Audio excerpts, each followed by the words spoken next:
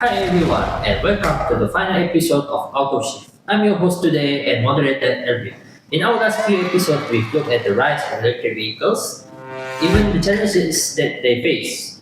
But today, we are ending the series with something much more important: how EVs can improve and become more appealing to more people around the world.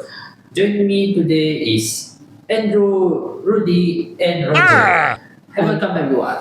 Yeah, I'm really excited to share my ideas. can't wait for the discussion. All right, let's do this, bro.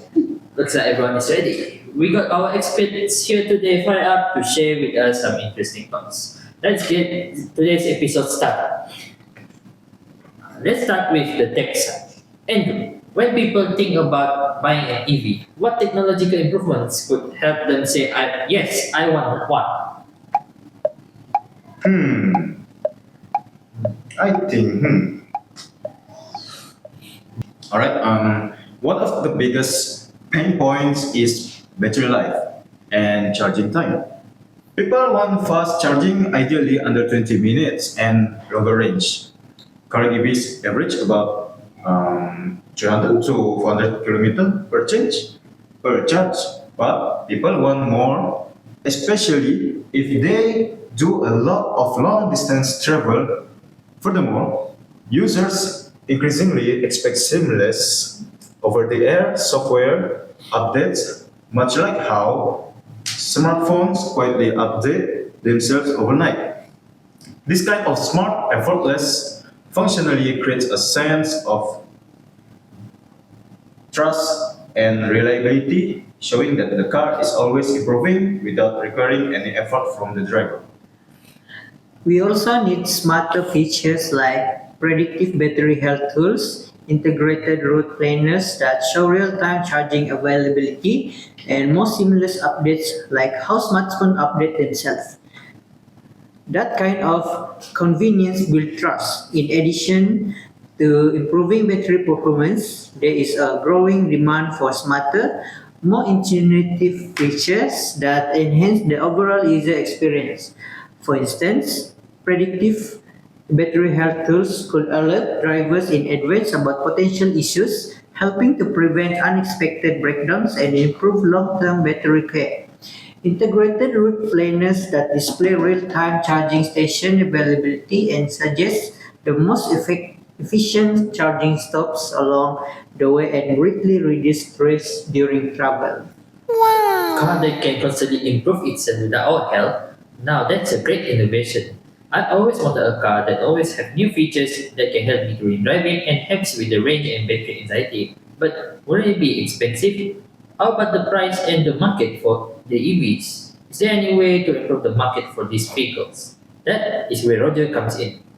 Roger, from a market perspective, price is still a big deal. Despite having incredible performance and tons of incredible features, the price of EVs will still be very pricey. What should the EV industry do about that? Right now, many EVs are priced higher than full power cars. Companies need to launch entry level models, even if they're smaller or simpler. Not everyone needs luxury. People just want a reliable transport. Another good idea is flexible ownership, like battery leasing. You pay less upfront for the car and lease the battery. Some brands are already doing this and it works well.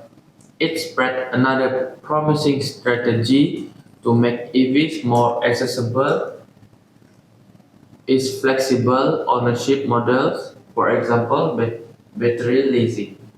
This approach allows buyers to pay a lower price upfront for the car itself and then lease the battery separately, which can significantly reduce the initial cost burden.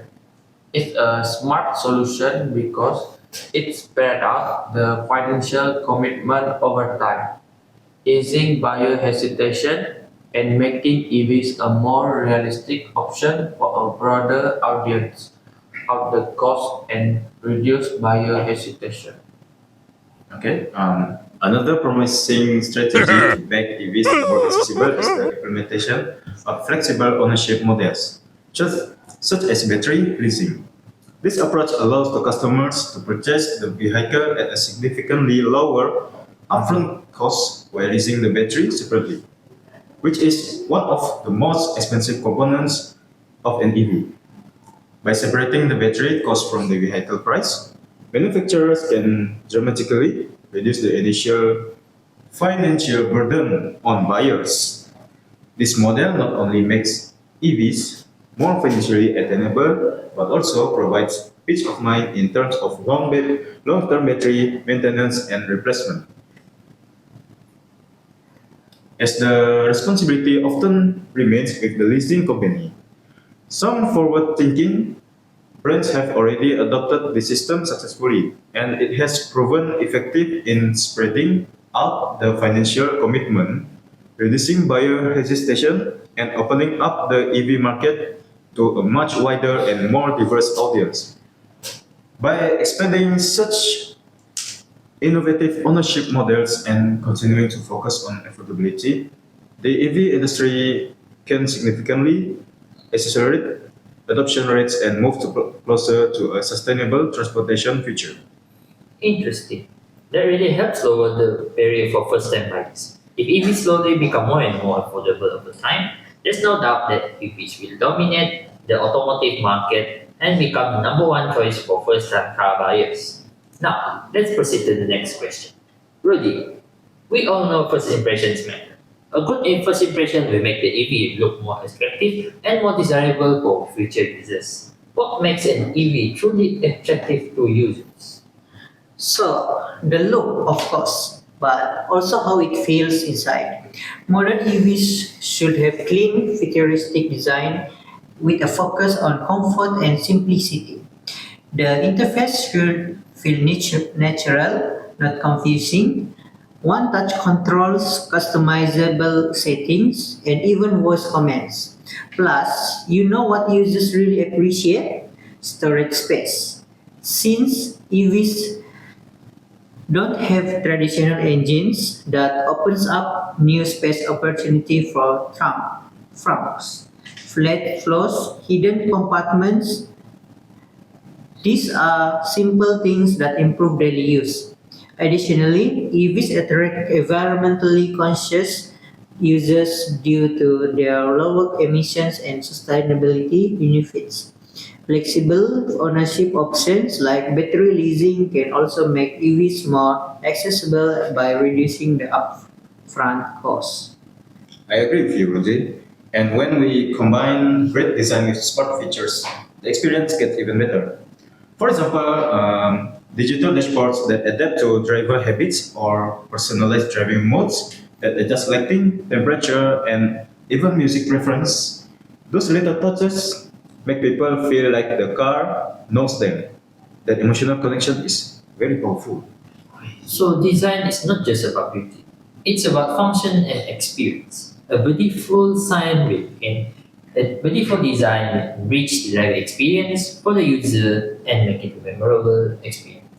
That's a great insight. Now we move on to accessibility. Andrew, let's talk about charging. It's still a big worry for people thinking about buying an EV. The anxiety regarding the range, the battery capacity is still a big hurdle in the minds of users. What needs to change? Hmm. If we want to improve the charging accessibility of EVs, we need to build a better charging network. Right now, fast chargers are mainly found in cities. That's not enough. We need them at shopping malls, office buildings, gas stations, and anywhere cars go. We also need to standardize charging systems. Imagine if every petrol station had a different nozzle. That's what EV drivers deal with now, with different plugs and different apps. A single app or card to pay and activate any charger would make life very easy. That's a smart point. When people feel that charging is important, several important changes need to happen across multiple levels. Other than that, there must be a substantial expansion in the number and geographic distribution of public charging stations. Charging networks need to grow beyond major highways and urban centers to include rural and suburban areas, workplaces, shopping centers, residential neighborhood, and public parking lots.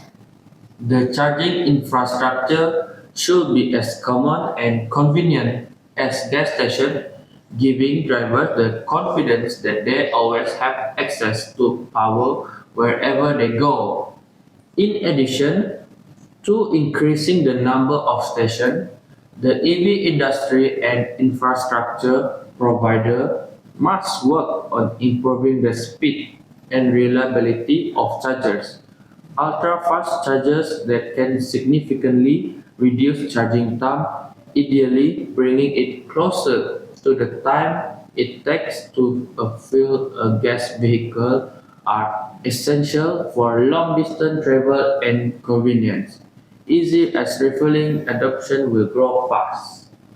Alright, this has been an amazing journey. We have explored the good and the bad parts of electric vehicles. We also have shared about how EVs can improve and become the number one mode of transportation for the public in the future. Before we say goodbye, let's share some final thoughts. Ready? So EVs needs to feel exciting, not just eco-friendly. If it is easy to drive, stylish, and smart, people will fall in love with it. I say focus on access. When prices go down and charging become easy, more people will switch without hesitation. Manufacturers of EVs also not stop innovating. The more useful features and updates EVs offer, the more likely users will stay loyal to the brand. Okay, well said. And to everyone listening, thank you so much for joining us throughout the podcast series. We've talked about the pros, the cons, and now the path forward. EV future is possible, but it needs real action, smart ideas, and honest effort. This has been the final episode of Auto Shift. It's been a fun and meaningful ride. Until next time, there is a next time. Stay informed, stay curious, and keep driving the change. Bye, and thank you for listening. Absolutely. Bye. Bye.